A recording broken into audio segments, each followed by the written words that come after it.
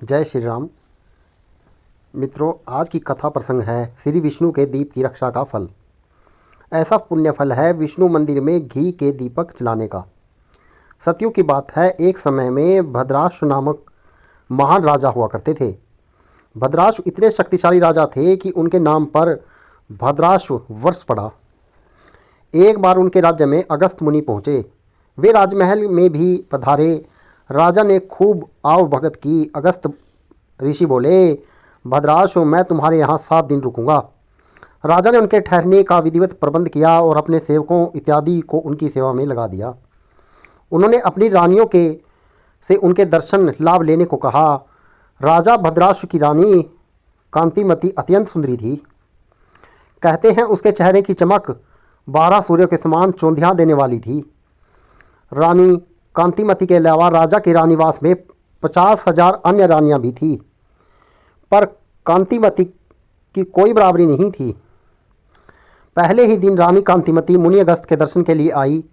अगस्त ऋषि ने कांतिमती को देखा तो देखते रह गए। उन्होंने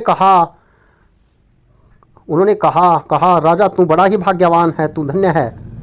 दूसरे दिन कांतिमती फिर आई तो उसे देखकर अगस्त ऋषि बोले, आह, सारा संसार वंचित रह गया। तीसरे दिन कहा, ये लोग तो उस गोविंद की माया को भी नहीं जानते जिसने एक दिन की प्रसन्नता में इन्हें क्या कुछ नहीं दे दिया।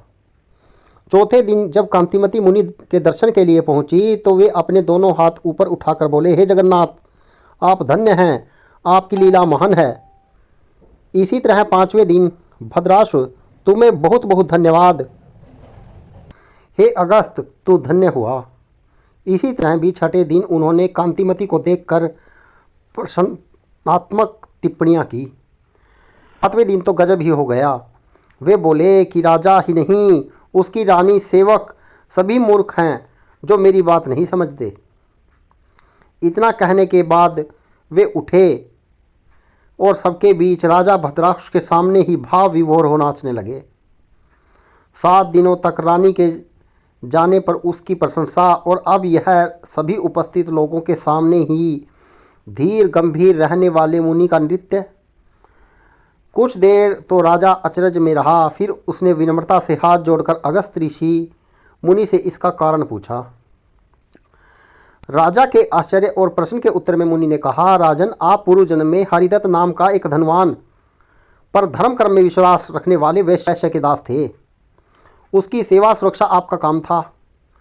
यह कांतिमती तब भी आपकी पत्नी थी। कांतिमती भी वैश्य के यहाँ दासी का काम करती थी। एक बार वैश्य ने फैसला किया कि वह अश्विनी मास की द्वादशी का व्रत रखकर भगवान विष्णु के मंदिर में विधिवत पूजा करेगा। समय आने पर वैश्य ने सारी तैयारियां कर मंदिर के लिए प्रस्थान किया। तुम दोनों उसके भरोसेमंद नौकर थे, सो इसलिए उसने न सिर्फ तुम दोनों को अपने साथ लिया बल्कि पूजा प्रबंध में भी साथ रखा। जब पूजा समाप्त हो गई और शाम को वैश्य घर लौटने लगा तो उसने तुम दोनों की जिम्मेदारी दी कि तुम लोग भगवान विष्णु के आगे जलाए दीपक को बुझने न देंगे। तुम दोनों पति पत्नी ने रात भर दीपक के सामने बैठकर काटा, दीपक को एक क्षण के लिए भी बुझने न दिया। जब तक पूरी तरह सवेरा न हुआ, न उठे, तुम दोनों ने रक्षपाल की भूमिका बहुत ध्यानपूर्वक निभाया। बहुत काल बाद उम्र पूरी होने पर तुम दोनों थोड़े ही अंतराल पर मृत्यु को प्राप्त हुए। राजा, तुम तो महान राजा प्रियव्रत के यहाँ पैदा हुए, राजकुमार बने, और उस जन्म में दासी रही यह कांतिमती भी उस पुण्य के प्रताप से आज तुम्हारी पत्नी है।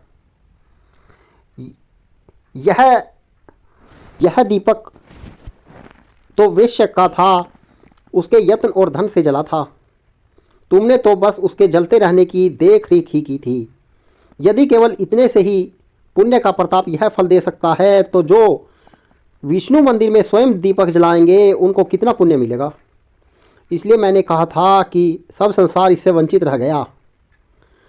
सबको मूर्ख मैंने इसलिए कहा कि सब कुछ को देखते हुए भगवान विष्णु ने दीपदान के महत्व को लोग नहीं जानते। अपने को धन्यवाद इसलिए दिया कि मुझे सब कर्मों में महज श्री विष्णु ही सूझते हैं, और तुम्हें और कांतिमती को धन्य इसलिए कहा कि तुमने दूसरे के जलाए दीप की रक्षा भी इस तरह मन लगाकर किया। राजा भद्राक्ष अगस्त का उत्तर सुन संतुष्ट हुए और उन्होंने अगस्त मुनि का धन्यवाद देते हुए कहा, मुनिवर कुछ दिन और रुकें और हमें उपदेश देकर जाएं।